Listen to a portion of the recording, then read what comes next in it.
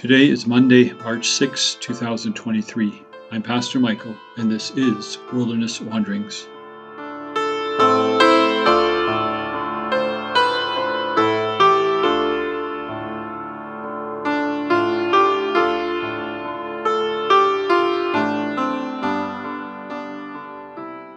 Our text is from Deuteronomy 4. The Lord your God is a consuming fire, a jealous God. After you have had children and grandchildren, and have lived in the land a long time, if you then become corrupt and make any kind of idol, doing evil in the eyes of the Lord your God and arousing his anger, you will quickly perish from the land that you are crossing the Jordan to possess. The Lord will scatter you among the peoples, and only a few of you will survive. There you will worship man-made gods of wood and stone, which cannot see or hear or eat or smell. But if from there you seek the Lord your God, you will find him if you seek him with all your heart and with all your soul. When you are in distress and all these things have happened to you, then in later days you will return to the Lord your God and obey him. For the Lord your God is a merciful God. He will not abandon or destroy you or forget the covenant with your ancestors, which he confirmed to them by oath. Verses 24 to 31. In our text, we find two statements about God that appear contradictory. The first is, the Lord your God is a consuming fire, a jealous God, verse 24. And the second, the Lord your God is a merciful God. He will not abandon or destroy you or forget the covenant with your ancestors, verse 31. Both describe God as equally passionate. One passion destroys, the other gathers and heals. Can they both be true? Can God be a consuming fire and merciful at the same time? Moses thought so, and God describes himself as such. Consider these things. The Israelites had seen God's consuming fire from the foothills of Mount Sinai. Ironically, they were not consumed. We commonly view jealousy as a negative reaction akin to envy or covetousness. However, in the Old Testament, it usually speaks of a legitimate passion aroused when a proper relationship is threatened by a third party.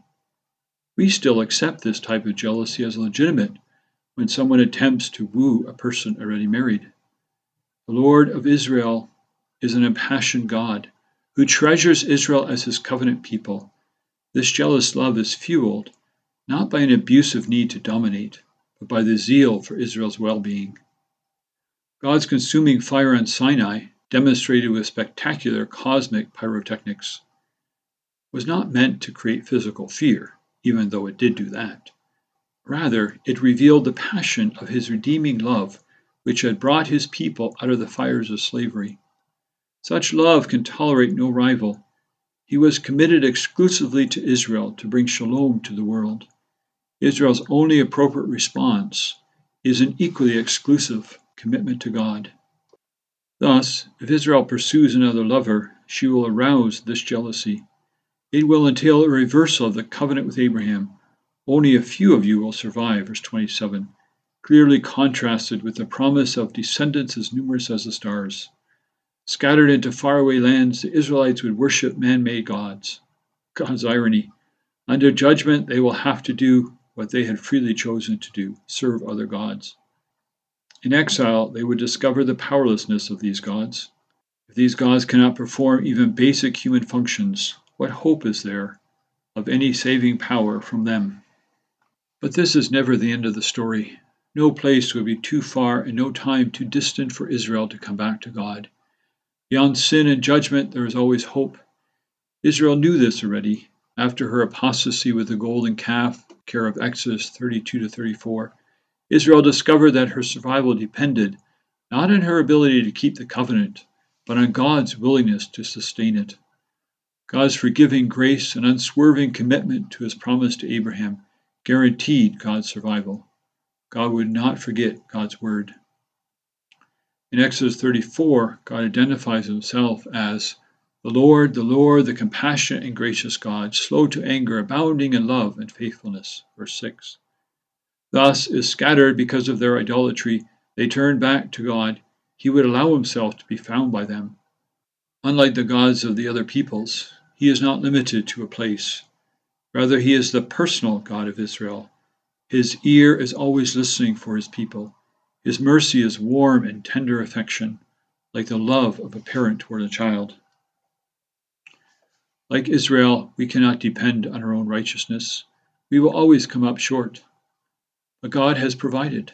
Paul writes, righteousness is given through faith in Jesus Christ to all who believe.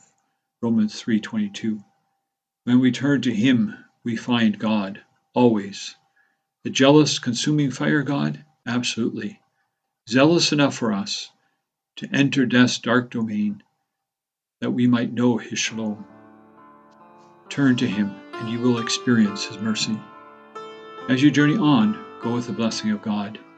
May the peace of the Lord Christ go with you wherever He may send you. May He guide you through the wilderness, protect you through the storm. May He bring you home rejoicing at the wonders He has shown you.